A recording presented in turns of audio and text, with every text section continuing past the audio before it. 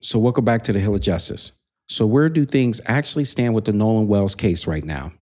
There's a lot of noise online, a lot of theories flying around, and honestly, a lot of bad information. But if you sit down and look at what's actually verified by law enforcement in the prosecutor's office, the whole picture looks a bit different. And I want to decipher that for you in a clear, coherent manner.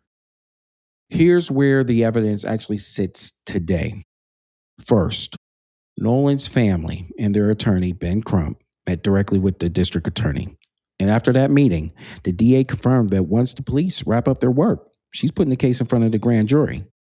Now, to be clear, putting a suspicious death in front of a grand jury is standard practice in Mississippi.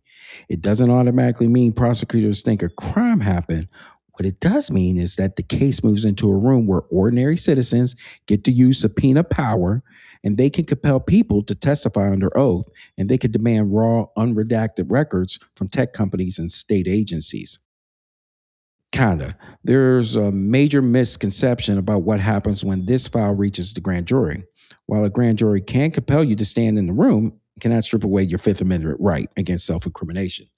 If prosecutors haven't offered formal immunity to those witnesses, those individuals can plead the Fifth to every question about what happened on July 4th. For the DA, the grand jury isn't just a tool to get answers, it is a high stakes immunity chess match where offering immunity to one person to testify against another might be the only way to break the silence. At the same time, the FBI has jumped in.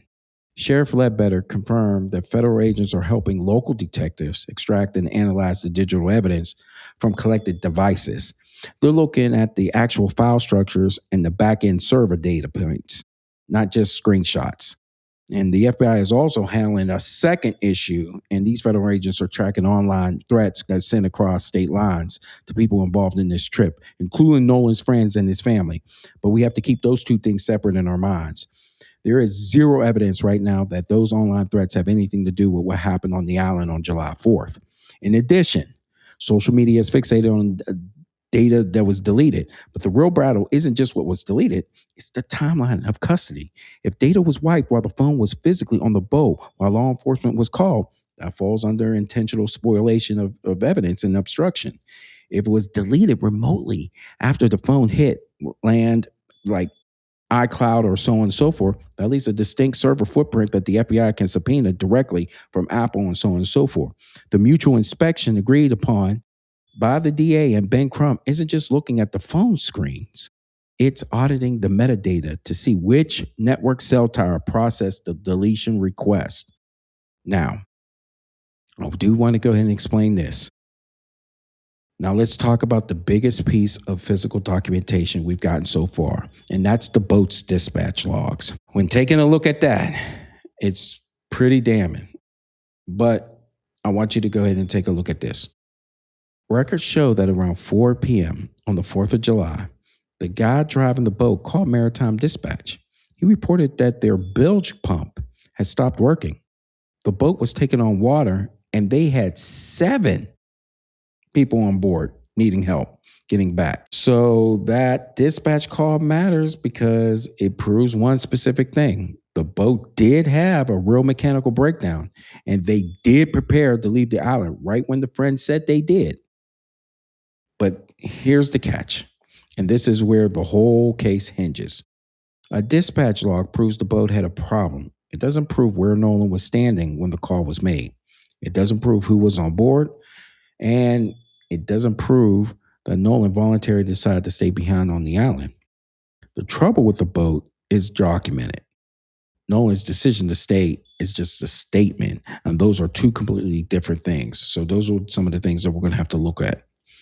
We also need to clear up 2 things that a lot of people online are getting wrong. First, the autopsy. Neither the state autopsy nor the family's independent autopsy from DC has been released to the public. Both are waiting on full toxicology reports, which take weeks. So if anyone online is telling you that the medical examiner ruled it was a homicide or it was an accidental drowning or anything else, they're making it up. The medical facts simply aren't in just yet. Now, from what I understand, and I have to be super clear with this, there's also reporting that Ben Crump is going to go ahead and have a press conference tomorrow, which is Wednesday at 8 a.m. in the morning, to go ahead and speak about the independent autopsy findings. So stay tuned for that. Second, that photo going around showing Nolan at a pool party on land, it wasn't taken on the 4th of July. Ben Crump's office clarified that it was actually from a month prior, back in June. It has nothing to do with his movements that day. So we had to preface that. Where does that leave us? Hill Nation, tell me in the comments below what you think. And this is what we think that is going on right now. Reverend Al Sharpton and Tyler Perry put up a combined $100,000 reward for information leading to the arrest and conviction. With roughly 60 people interviewed, that kind of money usually gets people talking. Now, the boat logs explain why the vessel left, but no one has yet produced independent proof showing who was with Nolan after 4 p.m., what the FBI found on those phones, or how he actually died. That's what the grand jury is going to have to figure out. I know everyone is waiting for the grand jury to rule on criminal homicide, but I heard no one talk or write about this. And here's the civil law blind spot. Under basic maritime duties and tort law, when you transport a passenger to a remote barrier island 10 miles out into the sea, you assume the duty of care. Leaving the teenager on an isolated island without his cell phone or keys, even if he agreed to stay, creates an extreme civil liability footprint or gross negligence. Regardless of whether a criminal indictment drops, the civil courts will measure whether leaving him on Horn Island constituted an actionable, reckless failure of care. And did that decision contribute to his death? We don't know. So let me know what you think about the gap between the boat logs and Nolan's timeline in the comments. As always, I will give you my thoughts in the comments below. Thanks for watching. This is the Hill of Justice.